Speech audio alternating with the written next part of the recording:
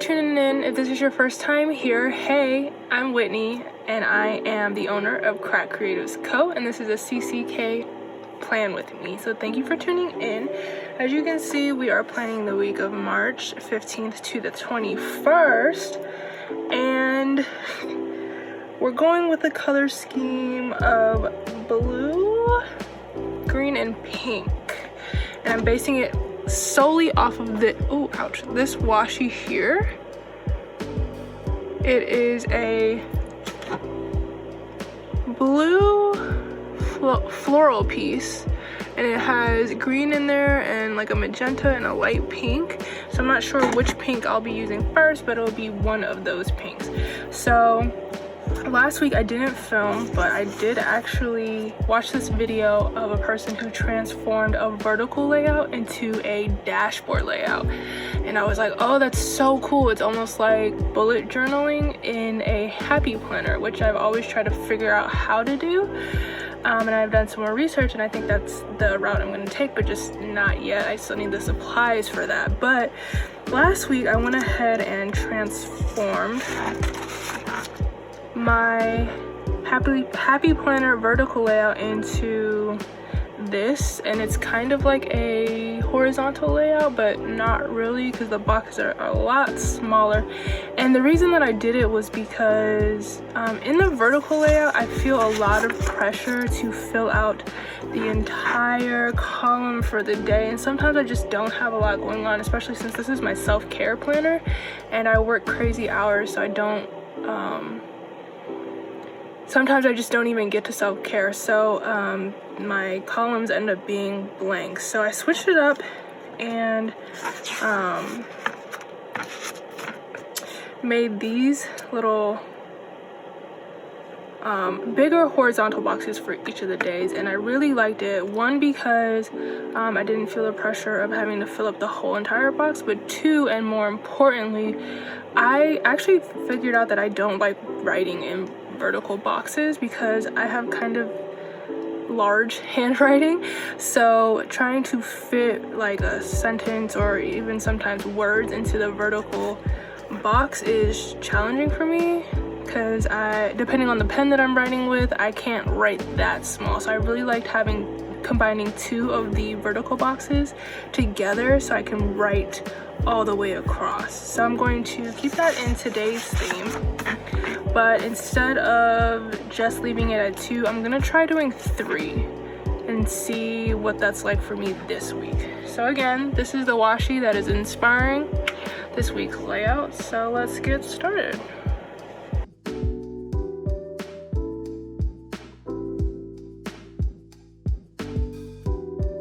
You know what, I'm tripping because I actually need to take these pages out. I'm like, why are these rings in the way? I don't normally have this issue. Yeah, because I don't normally decorate with them on the actual page. Okay, let's try this again. Okay, now that I've actually removed my pages from my planner, you can see that I'm successfully laying my washi down. Now, these washi will be used to reshape the spread's layout. Unlike last week, where I used 4 different washi, this week I'll only be using one, the floral washi, to border my days of the week. Now, along with the washi, you see I kept that orange header that comes with the vertical layout. I originally planned to white those lines out along with the days of the week and the date numbers, but after putting my washi down, I noticed that they actually coordinated very well with each other. So I changed my color scheme to orange, green, and navy from pink, green, and navy. Does this ever happen to you where you intend to plan a certain way and are led in a different path in the midst of your planning? Let me know in the comments. I also really like that orange header because it created some space between my days of the week, so the washi aren't taped down on top of each other or too close to each other. It really provides a nice divider between those days. Now you'll see that I peel back the washi because after placing them down on the page, I forgot to actually white out the original vertical box lines that are on the page. So I had to peel back the washi, white them out appropriately, and then tape them back down. And then I did the same thing on the second page. So I had to do it again.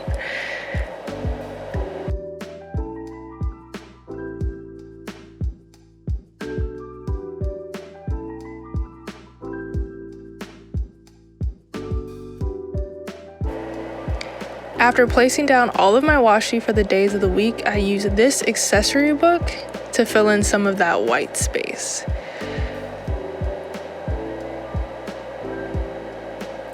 So I fill in the sidebar and the vertical boxes that used to be for Sunday.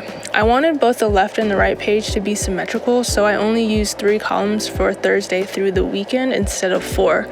Also, I don't need to write in 4 boxes for one day. That would be a little bit too much space for me, and it kind of defeats the purpose of reformatting if I'm going to add more space to a day than I actually need. So as you can see, I used full box stickers and sticky notes to fill those spaces. The sticky notes are in the sidebar, and it is the second full box on the right page. I just used a tape runner around the edges to secure it. Now, even after using the tape runner, the sticky notes weren't very adhesive. They were still kind of coming up on the edges. So I'm not sure if this is a method or a technique that I'll use again, just because I couldn't find a really good way to secure the sticky notes in the first place. Now I'm looking for small embellishments to make the days look a little less basic. I'm adding orange stickers to the top 2 days, green stickers to the middle 2 days, and navy stickers to the bottom days to match the quarter box labels that are already placed. And that's where I'll be writing the days of the week.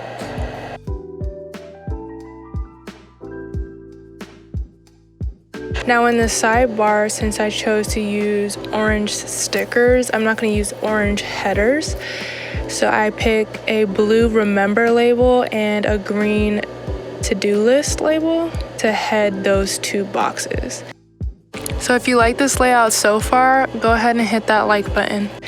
Now we're on to the borders. So I start by whiting out the days of the week and the dates, like I said earlier, because I don't need them. They're not in the right place now.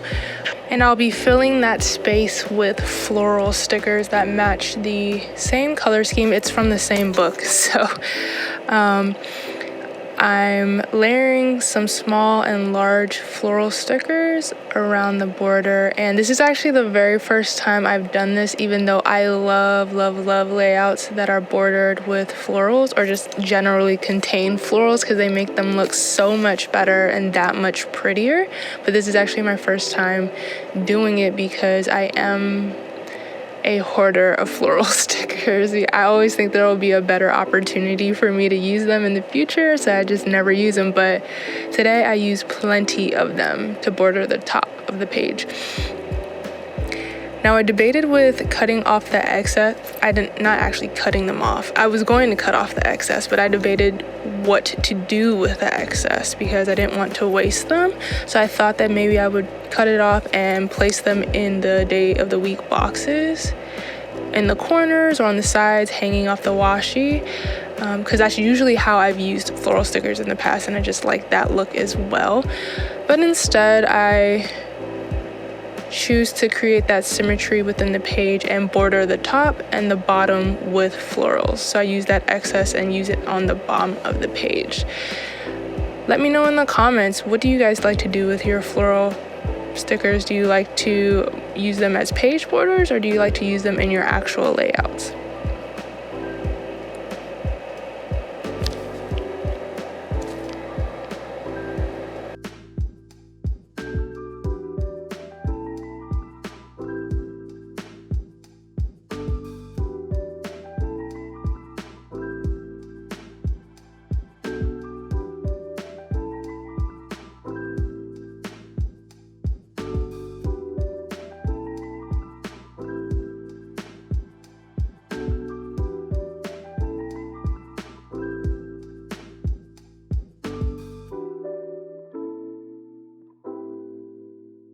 So I'm pretty much done with the decorating. I'm filling in the days of the week now, and I decided to not write the actual date because I was just gonna highlight it in that calendar on the left side. So if I needed to refer to the date, I'll just look at that big calendar, but I just wanted the days to be even, so that's what I came up with.